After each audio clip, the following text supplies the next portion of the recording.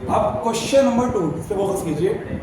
The volume of A cube is increasing at the rate of 8 centimetre cube पर second. इस question में एक दिक्कत आप लोगों को क्या रहेगी या कुछ बच्चों को क्या रहती है, वो समझ नहीं पाते क्या दिया है क्या पूछ रहा है। और इसमें वही जैसे 9th क्लास में करते थे आप, यूनिट से पता लग जाएगा।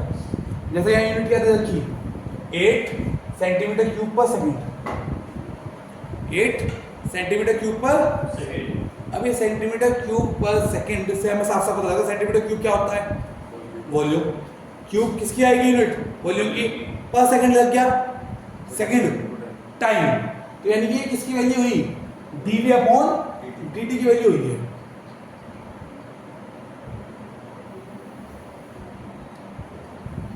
तो ये जो वैल्यू हुई बेटा, ये हुई है भाई dv अपॉन dt की। और तो साथ साथ लिखा volume of A cube is increasing at the rate of, यहां से अंदाजा कैसे ही लग रहा था। तो कितना हो जाएगा 8 सेंटीमीटर क्यूब पर second. How fast is the surface area increasing, surface area क्या होता है ds, चेंज कितना होगा सरफेस एरिया में, किसकी रिस्पेक्ट में करना पड़ेगा, t की रिस्पेक्ट। हाउ फास्ट की बात होगी, तो ds अपॉन dt पूछ रहा है। अच्छा क्वेश्चन है, याद करता है। dv अपॉन dt दिया है, ds अपॉन dt पूछा है। यहां तक समझ में आ गया, ठीक है, अच्छी बात है। और ये पूछा भी कब है, जब एज के लिए भी मान लीजिए साइड के लिए भी एस तो इस्तेमाल एक्स मान लीजिए। चलो एक्स कितना है 12 सेंटीमीटर, एक्स यहाँ पे क्या है, एज है। अब मुझे एक बात बताओ, क्या भाई 4-5 बार कट लग चुका, इसलिए बंद करके गए हैं।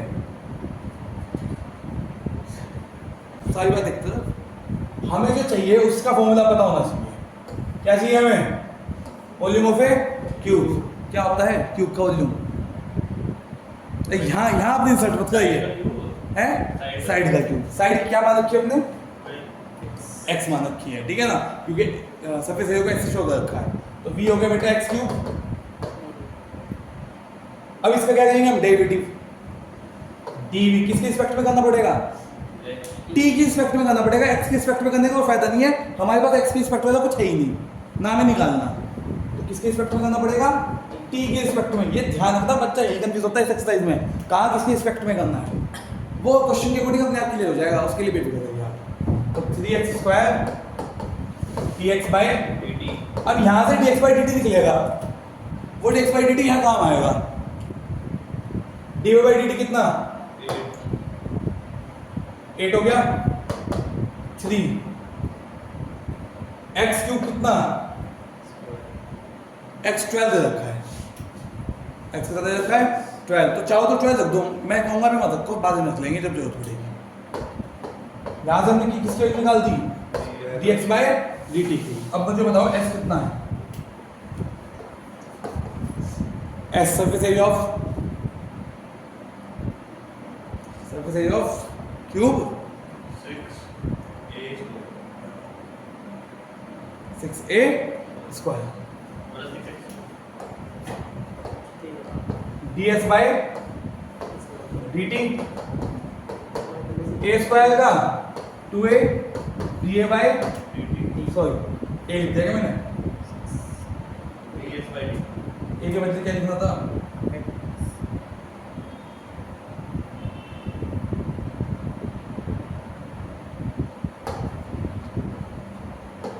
अब इसके लिए मुझे बता दो, x बोले तो 12 dx/dt कितना है, 8/3 x क्यूब, 8/3 x क्यूब। तो 2x 8/3 x क्यूब, इससे नहीं रखेंगे वैल्यू क्योंकि इस पर आ रहा हो, ठीक। अब x की वैल्यू रखेंगे, इसे काट कूट देंगे तो क्या आ जाएगा, ds/dt। कर लेंगे आगे अपने आप, सिंपल है। Third, the radius of a circle, ये आगे क्वेश्चन आपको अपने आप करने हैं, बस मैं कुछ हिंदी दे देता।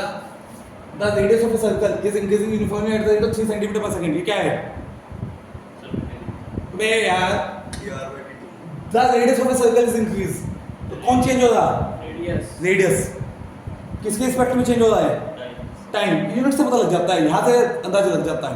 तो ये डी बाई डी टी हो गया। Find the rate at which the area of a circle.